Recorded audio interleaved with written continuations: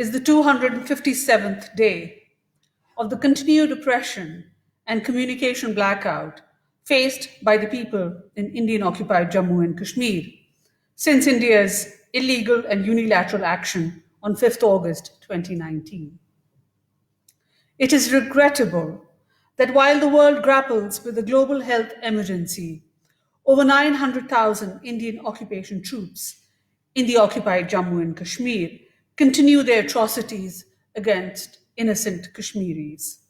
In complete disregard for fundamental humanitarianism, the RSS-inspired BJP government is busy exploiting international focus on the COVID-19 pandemic to pursue its exclusionary Hindutva agenda. Pakistan is particularly concerned over continued restrictions on movement and information in the Indian-occupied Jammu and Kashmir, despite growing number of confirmed COVID-19 cases and resulting fatalities. Internet restrictions have prevented dissemination of information and impeded containment and relief efforts in the Indian-occupied Jammu and Kashmir. The blockade has compromised supply of critical medical equipment and medicines. Children are unable to avail virtual education, unlike the rest of the world, due to the unprecedented blockade of 4G internet. The international community, including human rights organizations and civil society, continue to raise its serious concerns in this regard. Pakistan strongly rejects the irresponsible, spurious, and totally false allegations made by the Indian Army Chief this morning.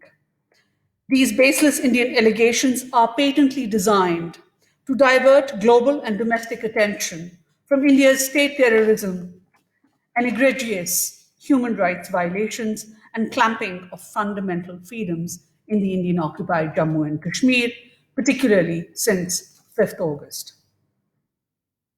This year alone, Indian occupation forces in the occupied Jammu and Kashmir have committed over 765 ceasefire violations, resulting in the shahadat of 3 civilians, as well as serious injuries to 54 innocent civilians.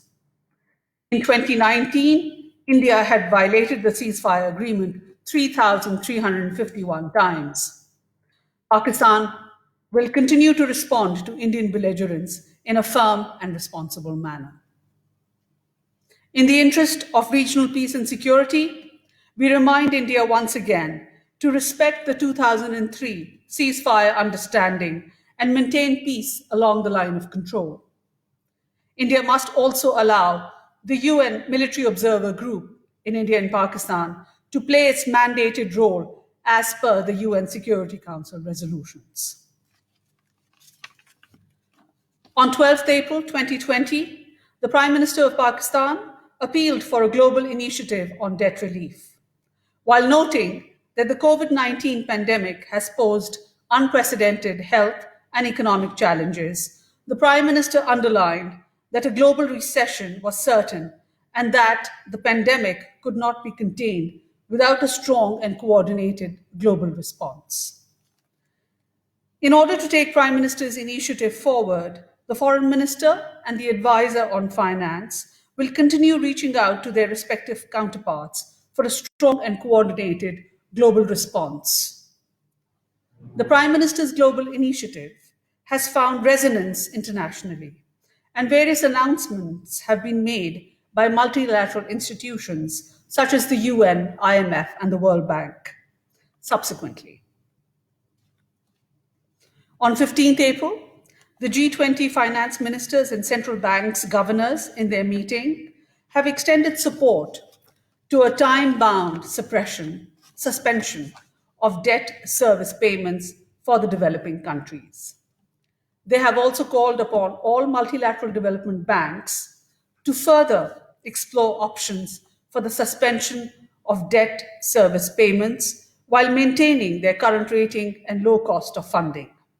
Pakistan welcomes the joint communique of the G20 finance ministers and central bank governors and their call to drive forward international economic cooperation towards sustained and inclusive global economic recovery. In this context, I would like to refer you to the Foreign Minister's detailed press briefing yesterday.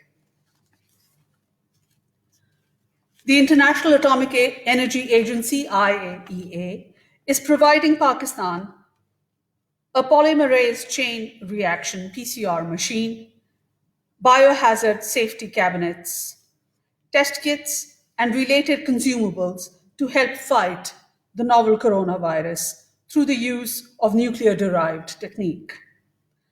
The provision of this equipment will augment Pakistan's national capacity to conduct COVID-19 tests, which are crucial in containing the spread of the disease.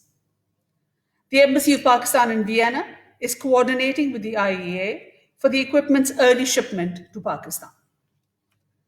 Pakistan deeply values the contribution of the IAEA and its leadership in helping member states in their efforts to fight the COVID-19 pandemic. We also acknowledge the generous contributions of the IAEA member states, which have enabled the agency to boost scientific and technical capacities of countries in combating this global crisis. Pakistan has a long-standing relationship with the IAEA, and as a founding member of the agency, Pakistan has continued to benefit from its technical assistance in various fields, including health, agriculture, and energy, while also contributing to agency's work in promoting peaceful uses of nuclear technologies. As part of the national effort in the wake of the COVID-19 pandemic, and under the leadership of the Prime Minister and the direction of the Foreign Minister, the Ministry of Foreign Affairs and its missions abroad have established a robust and round-the-clock outreach initiative to provide our overseas communities with relief and assistance wherever required. Food rations are being supplied by all missions wherever overseas Pakistanis are facing hardship due to the prevailing pandemic situation. Approximately 43,000 Pakistanis in different countries have desired to be brought back to Pakistan, for which a comprehensive and phased repatriation plan from different countries is underway. So far, 2,287 stranded Pakistanis have been repatriated through 12 special PIA flights from Doha, Dubai, Bangkok, Istanbul, London, Baku, Tashkent, Kuala Lumpur, and Singapore.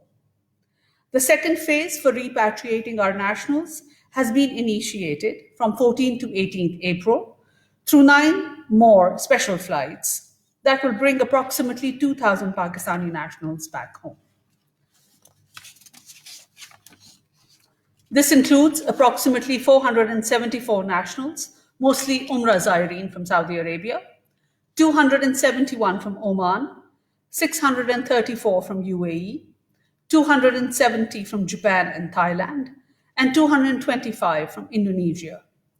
In this second phase, these special flights will also land at Lahore, Multan, Karachi, Peshawar, and Faisalabad airports, in addition to the Islamabad International Airport.